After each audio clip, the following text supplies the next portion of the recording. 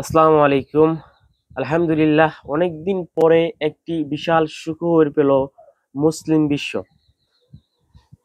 আগে যদিও এই সুখবরটি পেয়েছিল, কিন্তু সংখ্যায় অনেকটাই কম। আজকের সুখবরটি কিন্তু অনেক বড়, সংখ্যাটিও অনেক বিশাল। 1958 জন ফিলিস্তিনিকে মুক্তি দিল ইসরায়েল। আলহামদুলিল্লাহ, আলহামদুলিল্লাহ। আরো যারা আছে আমাদের দোয়া, তারাও যেন মুক্তি পায়। আগে যে ফিলিস্তিনিদের মুক্তি দেওয়া হতো, সেই সংখ্যাটা ছিল 50 জন, 100 জন, 150 জন, কিংবা সর্বোচ্চ 200 জন।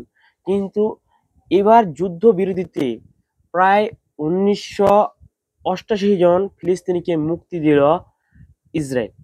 চলুন বিস্তারিত আগে জেনে নিই। ইসরায়েলি সামরিক বাহিনীর হাতে বিভিন্ন সময়ে বিভিন্ন সময়ে আটক 1988 জন ফিলিস্তিনি বন্দীকে মুক্তি দেওয়া হয়েছে বলে জানিয়েছে ইসরায়েলি কারা কর্তৃপক্ষ। গাজায় যুদ্ধবিরতির চুক্তির অংশ হিসেবে ফিলিস্তিনিদের ছেড়ে দেওয়া হয়েছে বলে জানিয়েছে ইসরায়েলি কর্তৃপক্ষ।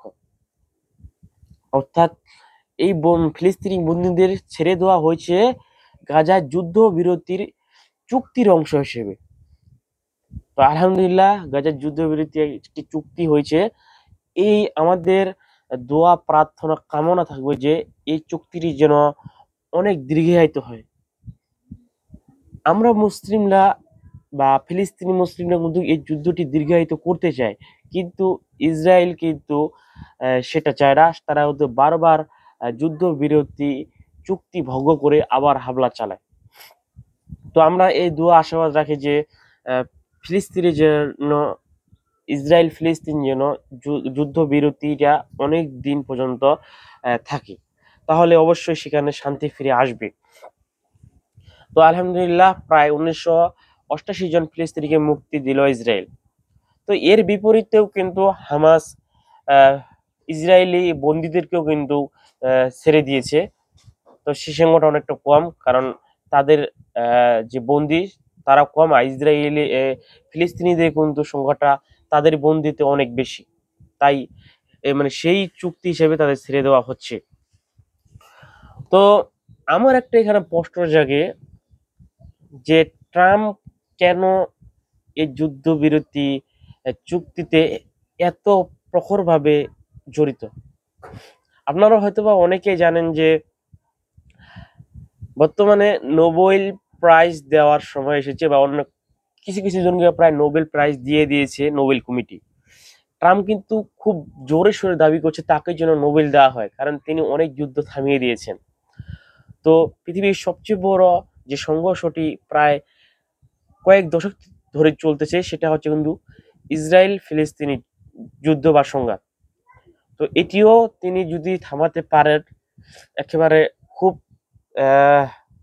সূক্ষ্মভাবে থামাতে পারেন, তাহলে কিন্তু নোবেল কমিটি কিন্তু এটা নিয়ে ভাবতে পারে যে ট্রাম্পকে নোবেল প্রাইজ দেওয়া যায় কিনা। তো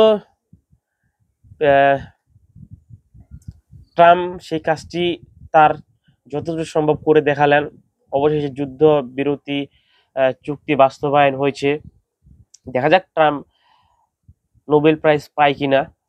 তবে আমার যেখানে খটকার বিষয়টা, যদি ট্রাম্প নোবেল প্রাইজ পেয়ে থাকে এই বছর কিংবা সামনের বছর, নোবেল প্রাইজ পাওয়ার পরে কি এই যুদ্ধ বিরতি কি তিনি ভঙ্গ করতে বলবেন? আমার যতদূর বিশ্বাস, এই যুদ্ধ বিরতি করার কারণ হচ্ছে তার নোবেল প্রাইজ পাওয়ার আকাঙ্ক্ষা। নোবেল প্রাইজ যদি সে পেয়ে যায়, তবে সে আবার ওই পক্ষটিকে, আমি বলছি না ইউটিউব রেস্ট্রিকশনের কারণে, যে ওই পক্ষটিকে আবার ফিলিস্তিনে আক্রমণ করতে বলতে পারে। এটা আমার বিশ্বাস, যদি নোবেল প্রাইজ পেয়ে থাকে। তো আল্লাহ আলাম, আল্লাহ ভালো জানে।